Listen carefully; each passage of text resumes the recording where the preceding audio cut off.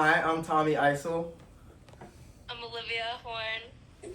I'm Sean Combs. I'm Pablo Escobar. Hi, I'm Lola. Hi, I'm Lolo. I'm Lulu. And good evening, everyone. My name is Armani Blanchett. Now, before I begin my speech, I want to give some credit to the sources that I used for tonight. I want to acknowledge the credible scholars' sources that have contributed to the research behind this speech. The following studies and experts have provided valuable insights on the benefits of play-based learning. First, Vicky 2012 explores how holistic learning improves long-term retention. Second, Brian Gala 2024 highlights why traditional mindfulness programs often fail in schools. Third, King and Newstead 2025 demonstrate how structured play fosters creativity and emotional regulation. And lastly, Longbordy and colleagues 2019 show that play improves social and emotional well-being, especially for children with autism. These scholars and their work have helped shape the argument for integrating play-based learning into our education system. Now, imagine a world where children are not just positive learners, but active explorers, developing critical life skills through structured play. Research shows that traditional education models often fail to address the emotional, social, and cognitive needs of children. According to researchers King and Newstead 2025, play-based education fosters creativity, independence, and emotional regulation, making it a vital component of child development. Now, here's my thesis statement to you all tonight. Play-based learning should be integrated into school curricula to enhance cognitive, social, and emotional development. All right, I'm going to give you a quick preview of my main points I'm going to share with you all tonight. First, I will discuss how traditional education models neglect key aspects of child development. Second, I will explain how play-based learning serves as an effective solution to improve academic performance and emotional well-being. Third, I will address concerns about play-based learning and provide evidence to refute them.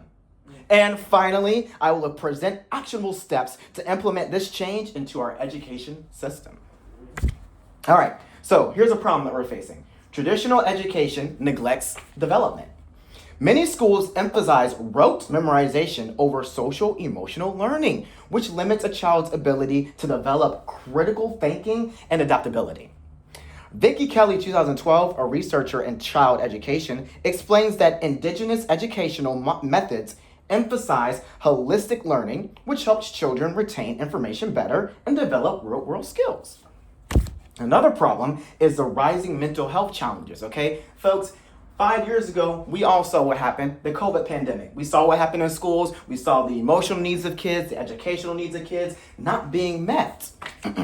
Anxiety and depression among students have significantly increased over the past decade. Traditional classroom settings often do not address students' emotional well-being, which can lead to disengagement and stress. Brian Gala, 2024, a psychologist studying adolescent development, found that many school-based mindfulness programs fail because they require high motivation levels, which students often lack. Now, here's another problem that we're facing, and this one's personal to me. I have a roommate that has this, a disability. Barriers for children with disabilities. Children with autism and their typically developing siblings often struggle with emotional and social difficulties. These challenges are amplified in traditional classrooms that don't integrate play-based social learning. Lombardi and colleagues 2019 conducted a study on sibling relationships and autism spectrum disorder and found that structured play interactions significantly improve emotional well-being and reduce family stress. All right, now before I get to my counter arguments, I'm gonna flip the camera to show that my audience is still engaged. Thank you so much, audience. Everyone over here is still engaged. Perfect, thank you. Everyone over here is still engaged. Alrighty, folks. All right. Thank you for bearing with me tonight. Now, here's a counter argument that we do face. Traditional learning is better for academics. Some critics argue that structured teacher-led education is more effective for academic achievement. However, Kelly 2012 explains that holistic education methods result in better long-term knowledge retention and adaptability rather than just memorization. All right. Another counter argument I have for you is play-based learning lacks structure.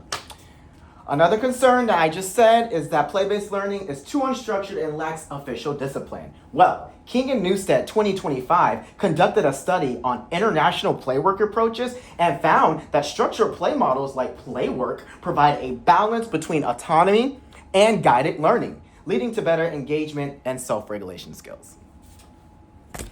Another counter argument that I may have for you all tonight is no long-term benefits.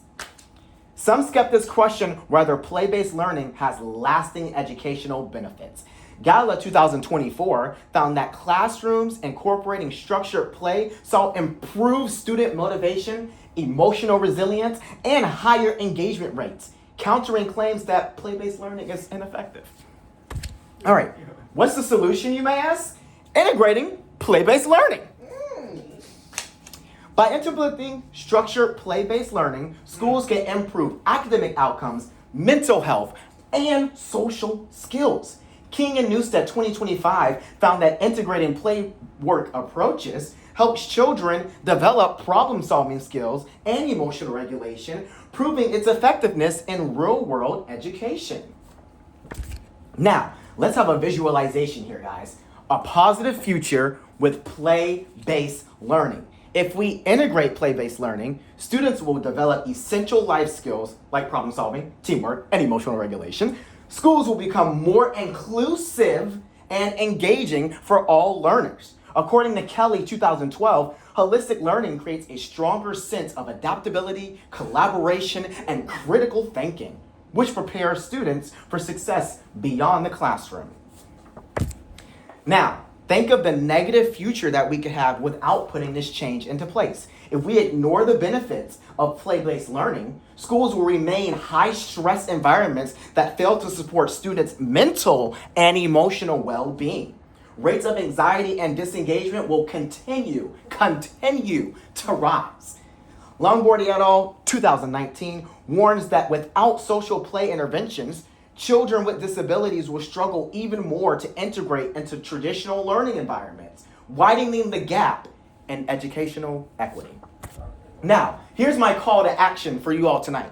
We must take action now to create a future where students thrive academically and emotionally, advocate for play-based learning in schools, support research-backed play initiatives, and educate others on its benefits.